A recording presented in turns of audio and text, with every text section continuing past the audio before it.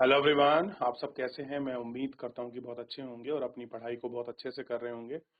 मैं Akash Kumar Bhadana ICT virtual classroom में आपका बहुत बहुत स्वागत करता हूं मेरे प्यारे बच्चों। जैसा आपको पता है मेरे प्यारे बच्चों, बेसिकली हमारी आपका जो है बच्चों 9th क्लास है और 9th क्लास में हम लोग ज्योग्राफी का रिवीजन कर रहे हैं। और रिवीजन में कल हम लोग आपका देख रहे थे भारत के पड़ोसी देश। तो मैं बहुत सारी चीजें आपको पढ़ा चुका हूँ, समझा चुका हूँ। आज मैं आपसे क्वेश्चन पूछूंगा और जो बच्चे क्वेश्चनों का जवाब देंगे तभी हम चैप्टर को आगे बढ़ाएंगे। तो ये आपका रिवीजन का जो दौर है वो आपका चलेगा, ठीक है।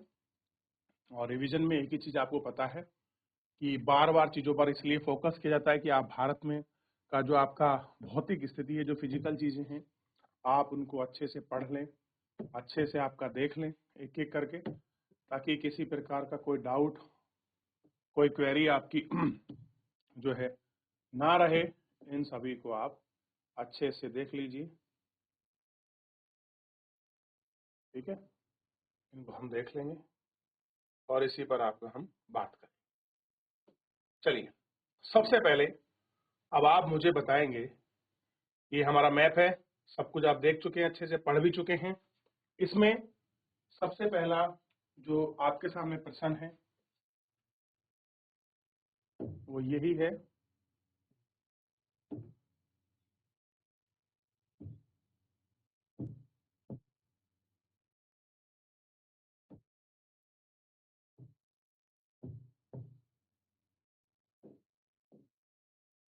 इसमें मेरा पहला प्रश्न है, भारत को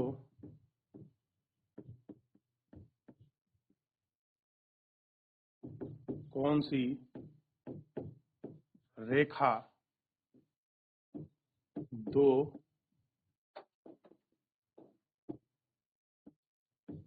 दो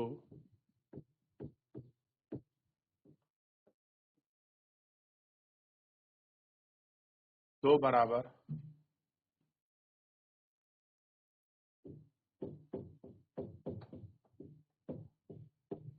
भागों में बांटती है।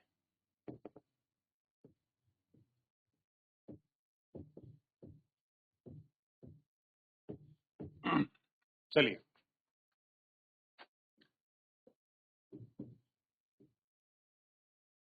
कौन सी रेखा दो बराबर भारत को दो बराबर भागों में बांटती है।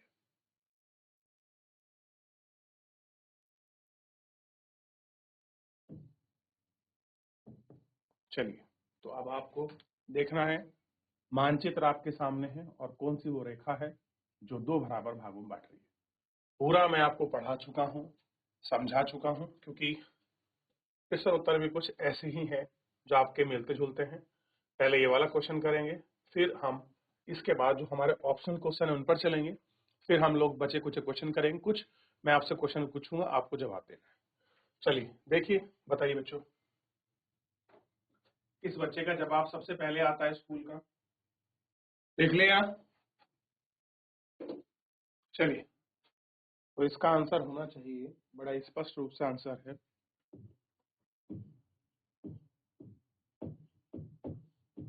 कर्क रेखा। क्या आंसर है? कर्क रेखा। और आपको क्लियर होना चाहिए, ये भारत को दो बराबर भागों में से बांटती है, क्योंकि ये भारत के बीचों बीच से होकर गुजरती है।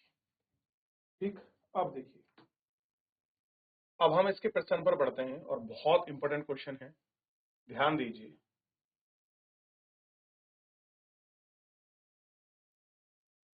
हमारा क्वेश्चन देख लिया, कर्क रेखा किस राज्य से नहीं गुजरती। अब देखिए, क्वेश्चन अलग बदल दिया है कर्क रेखा का, लेकिन क्वेश्चन उसको बदल दिया गया कि कर्क रेखा कौन से राज्य से नहीं गुजरती।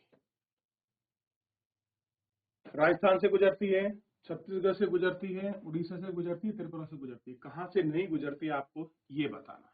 चलिए देखिए, सबसे पहले आप क्वेश्चन को अच्छे से पढ़ें कि कर्क रेखा किस राज्य से नहीं गुजरती है। यानी कि एक ऑप्शन ऐसा है जिनमें नहीं गुजरती, तीन ऐसे जिनसे गुजरती है। तो सबसे पहले आप कर्क रेखा देखिए, इसलिए मैंने आपको कर्क रेखा बताई नहीं है कहां पर है, खाली समझा दिया था कि भारत के बीचों बीच से गुजरती है। कितने क्लियर है? चलिए पहले कोई बच्चा जवाब दे, फिर मैं आपको मैप में दिखाऊं और कैसे हम लोग देखते हैं, उसी के हिसाब से हम ऑप्शनल के आधार पर हम इनको चीजों को देखेंगे। ठीक है, चलिए सबसे पहले कर्क रेखा पर हम लोग आगे बढ़ते हैं।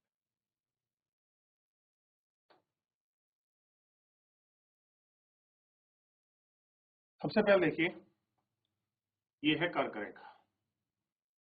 तो गुजरात से गुजरती है, मध्य प्रदेश से गुजरती है, छत्तीसगढ़ से गुजरती है और झारखंड से गुजरती है, वेस्ट बंगाल से गुजरती है, त्रिपुरा से गुजरती है और मिजोरम से गुजरती है। कहां से नहीं गुजरती? उड़ीसा से। ठीक, और ध्यान दीजिए राजस्थान से भी गुजरती है, क्योंकि ये वाला कुछ पार्ट राजस्थान का भी लगता है। तो सबसे पहले देखिए, आप इस तरह से लिखिए, नया क्वेश्चन बनाकर लिख लीजिए।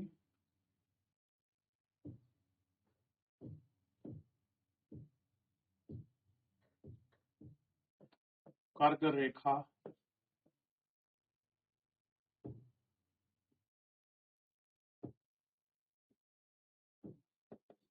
से या कर्क रेखा से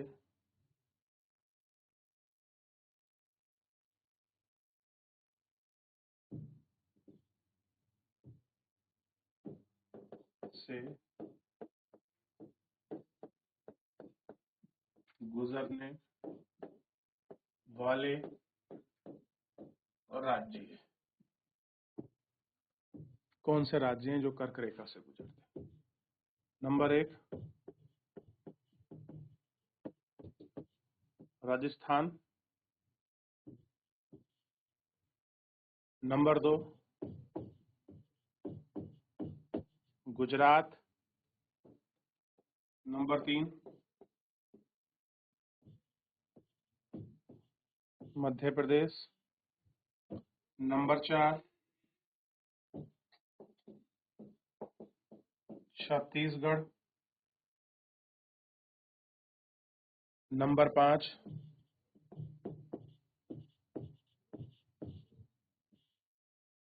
झारखंड, नंबर 7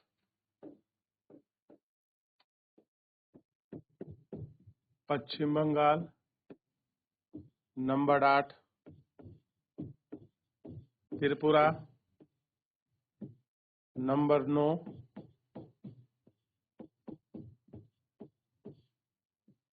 मिजोरम।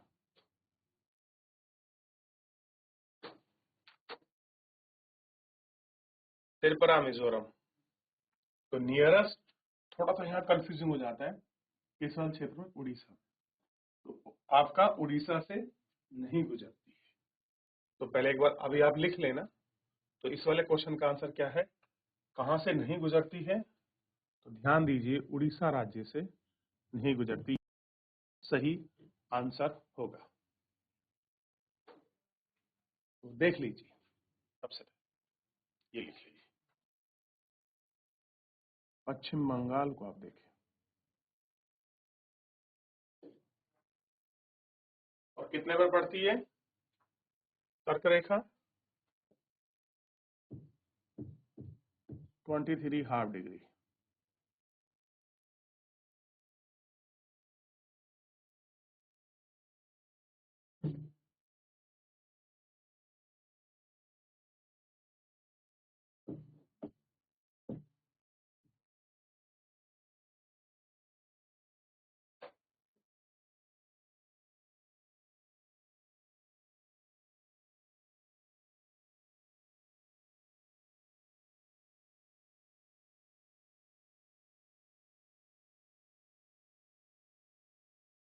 देख लिया, चलिए आगे बढ़ते हैं। भारत का सबसे पूर्वी देशांतर कौन सा है? चलिए, देशांतर के विषय में आपको पता होना चाहिए कि देशांतर रेखा कौन सी होती है सबसे पहले, फिर वापस हम इसको करेंगे, पूर्वी और पश्चिमी देशांतर दोनों देखेंगे। करिए, सबसे पहले आप आंसर करिए। फिर मैं आपको समझाता हूँ।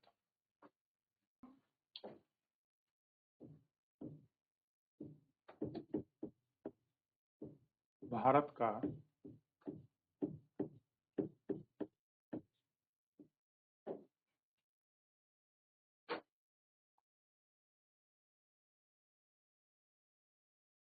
देशांतर विस्तार।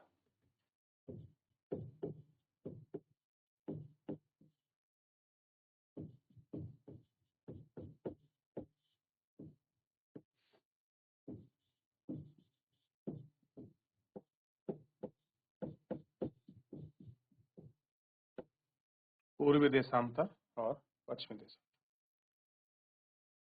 पश्चिमी में है 68 डिग्री 7 मिनट, 68 डिग्री 7 मिनट, और पूर्व में है 97 डिग्री 25 मिनट।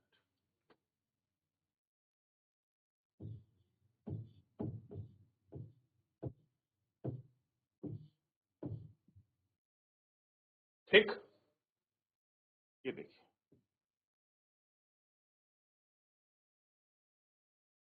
अब आपको पता होगा अक्षांश रेखाएं, सॉरी देशांतर रेखाएं इस तरीके से ग्लोब पर खींची जाती हैं।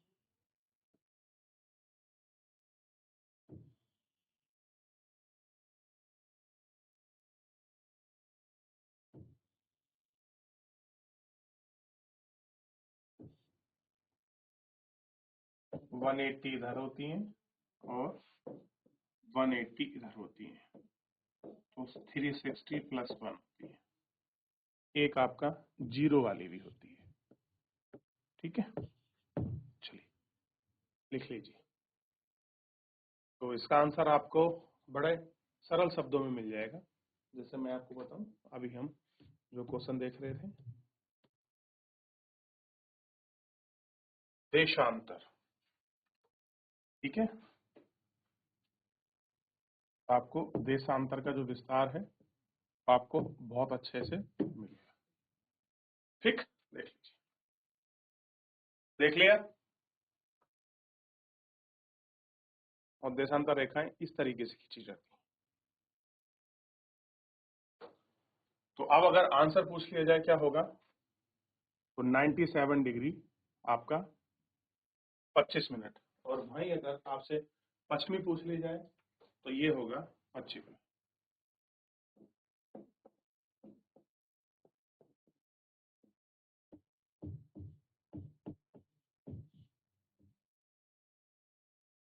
ठीक है,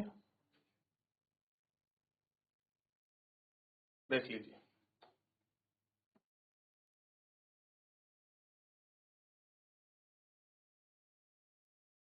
जितना पढ़ाया जाएगा वो सब ऐसा नहीं है कि आपको नहीं आएगा, सबको आपने आपने अच्छे से उनको कहीं ना कहीं पढ़ा है, रिवीजन किया है, तो ही आपके सामने। चलिए अगला देखिए। उत्तराखंड, उत्तर प्रदेश, बिहार, पश्चिम बंगाल और सिक्किम से किस देश की सीमा छूती है? अब ये मैंने कल करा रखा है। उत्तराखंड, ये उत्तराखंड हो गया, ये यूपी हो गया, ये बिहार, ये वेस्ट बंगाल और ये सिक्किम। एक ही ऐसा देश है जिसके साथ ये सारी चीजें लगती हैं। पहले आप बताएंगे फिर मैं बताऊंगा, कल मैं पढ़ाया हूं आपको। जल्दी बताइए। चलिए अब आप थोड़ा सा मैप पर स्टडी करें, क्योंकि जब तक आप पढ़ेंगे नहीं आप बढ़ेंगे नहीं। कल मैंने आपको नेपाल बताया था, आप देख कितने बच्चों के दिमाग फट से आ गया होगा आंसर। तो नेपाल में उत्तराखंड कैसे लगती है, यूपी से भी लगती है, बिहार से भी लगती है, और आपका ये वाला पार्ट है वेस्ट बंगाल और सिक्किम से भी लगती है। आंसर क्या होगा इस क्वेश्चन का जो आप पढ़ रहे थे, कर लीजिए। आंसर होगा नेपाल। चलिए देख लीजिए। चलिए, ग्रीस अवकाश में कावारत्ती जाना जाता है किस केंद्र शासित प्रदेश के क्षेत्र में जाएगा? कावारत्ती। और जब मैं पढ़ा रहा था गलती से मुझसे कावारत्ती फिल हो गया था और मैंने मालदीव को फिल करा था पहले, फिर मैंने कावारत्ती को फिल कर दिया था, तो मैं आपको समझा रहा था। चलिए, तो इसका आंसर होगा लक्षद्वीप।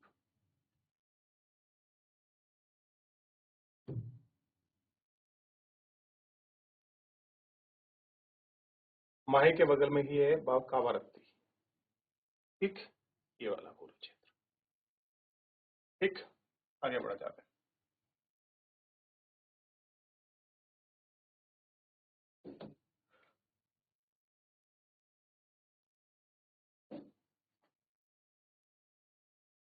मेरे मित्र एक ऐसे देश के निवासी हैं जिस देश में की सीमा भारत के साथ नहीं लगती। आप बता सकते हैं वे कौन सा देश है? कह रहे हैं मेरे मित्र एक ऐसे देश के निवासी हैं जिस देश की सीमा भारत के साथ नहीं लगती। इतना सरल और आसान क्वेश्चन है, ये किसी भी बच्चे से गलत नहीं होना चाहिए। करिए, ट्राई कीजिए बच्चों, ट्राई करें आप सभी बच्चे, इसको गलत नहीं होना चाहिए ऐसा क्वेश्चन। तो आंसर बड़ा सरल और बेहद आपके सामने है, तजाकिस्तान। ये सीमा नहीं लगाता भारत के किसी भी राज्य के साथ। हाँ, आप देखते हैं भूटान के साथ लगती है, बांग्लादेश के साथ लगती है और नेपाल के साथ भी लगती है। अब इससे अच्छा एक और क्वेश्चन है, अरब सागर तथा बंगाल की खाड़ी में स्थित द्वीप समूह का नाम बताइए। दक्षिण में कौन कौन से द्वीप समूह हमारे पड़ोसी हैं? अरब सागर और बंगाल की खाड़ी में स्थित द्वीप समूह का नाम बताइए। कौन से द्वीप दक्षिण में महाद्वीपीय देश है? अरब सागर और बंगाली खाड़ी में स्थित द्वीपों का पहले नाम बताना है, फिर दक्षिण में कौन सा द्वीपीय देश है। दक्षिण, तो देखिए मान लीजिए भारत है, तो ईस्ट, वेस्ट, नॉर्थ और साउथ इधर पूछ रहा है नीचे, तो बताइए कौन सा होगा। अब मैं ये तो समझाने वाली बात नहीं है, आपको खुद देखना है। पहले अरब सागर और बंगाली खाड़ी में कौन कौन सा द्वीप स्थित है उनके नाम बताइए। चलिए, मैं आपको करा रखा। अगला है, उन देशों के नाम बताइए जो क्षेत्रफल में भारत से बड़े हैं। ठीक, हमारे उत्तर पश्चिमी, उत्तरी तथा उत्तर पूर्वी पड़ोसी देशों के नाम बताइए। भारत में किन किन राज्यों से कर्क रेखा गुजरती है उनके नाम बताओ। देखिए, बिल्कुल एग्जैक्ट फांसी खुले। दक्षिण में समुद्र पार करके हमारे दो द्वीप समूह राष्ट्र हैं, एक का नाम है श्रीलंका और एक का नाम है मालदीव। तो दोनों का नाम लिख लीजिए। देखिए, मैं सीधा आपको क्वेश्चन के अंदर से ही दिखा दिया कहां से है, श्रीलंका और मालदीव। लिखिए,